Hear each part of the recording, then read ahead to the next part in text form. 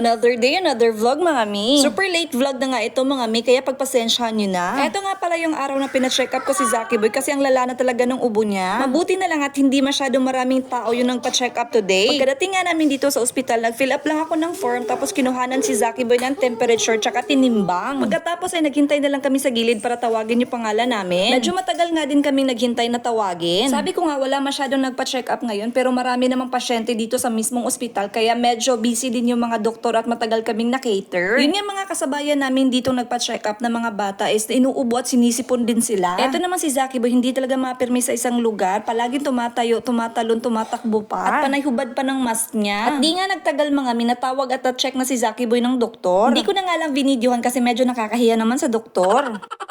At nung natapos na nga i-check si Zaki Boy, nagpunta na kami diretso sa billing section. Pediatric Community Acquired Pneumonia or PCAP nga pala yung diagnosis ni Zaki Boy, kaya niresitahan siya ng 3 gamot. Dito, nag-fill up lang ako ng form, nag-process ng billing para makaalis na kami ni Zaki Boy at makabili na kami ng gamot. Madali lang din kami natapos sa cashier kasi wala namang pila. At ayan, sumakay lang kami ng jeep papuntang Kugon kasi doon kami bibili ng gamot. O, panay paglilikot pa rin yung ginagawa ni Zaki Boy kahit nasa jeep na kami. Di talaga to mapaghahalata ang may sakit kasi super likot pa rin ng batang to. Dito nga pala kami sa Rose Pharmacy bumili ng gamot at umabot ng mga 690 plus yung gamot niyang 3. Yung gamot pala na binili namin ay Cetirizine, Pediamox, tsaka Salbutamol na Ventolin. Yung 3 gamot na yan is good for 7 days tapos 3 times a day. After naman namin bumili ng gamot ay umuwi na kami kagad para makapag-start na uminom si Zaki Boy ng gamot niya. Tapos nung kinahapunan, ako naman yung nakatokang magluto ng uulamin namin. Tapos bola-bola nga yung naisip ko. Ayan, niready ko lang yung mga sangkap na gagamitin ko. Buti na lang itong ground pork namin is medyo malambot na. At ginayat ko na din itong bawang, sibuyas, tsaka binalatan ko na din itong mga carrots. Sa bawang, sibuyas at carrots, pinaghihiwa ko lang sila ng maliliit. At pinaghalo-halo ko lang din lahat. May nakita nga pala ako nagluluto ng bola-bola online. Tapos yung carrots, ginamitan niya ng grater. Pwede pala yun mga mi. Tapos next time, yun na yung gagawin ko para hindi na ako mahirapan magdagdag ng carrots. Nilagay ko na nga yung mga pinaghihiwa kong carrots. Tapos naglagay na din ako ng 2 itlog. Sa pampalasa naman, naglagay lang ako ng pamintang durog tsaka magic sarap. At kayo na yung bahala kung ano pa yung gusto nyong idagdag sa pampalasa nyo. At huli ko na nga nilagay yung harina. Tapos sa harina, tansya meter na lang mga mi. At haluin lang natin ng bongga mga mi para mag-combine lahat. At nagpainit na din ako ng maraming mantika. Sakto lang pang deep fry. At hinulma ko na din sila ng pabilog. Medyo nakakangalay nga yung part na to pero carry lang mga mi. Hindi naman kailangan gawing perfect na bilog talaga mga mi. Ang importante lang hindi maghiwa-hiwalay pag nilagay na natin sa mantika. Sa apoy naman mga mi, sinet ko lang siya ng medium heat. Para sakto lang na maluto yung loob at labas ng karne natin. At pag mainit na yung mantika natin, isa-isa na natin ilagay yung ating ginawang bola-bola. Tapos balibalik ta rin lang natin para makuha natin yung saktong luto ng kada side. At pag na-golden brown o ganitong kulay na yan mga mi, goods na yan, pwede na natin yan hanguin. Masarap din to isawsaw sa ketchup at nor seasoning mga mi. O siya, hanggang dito na lang muna mga mi. Salamat sa panonood.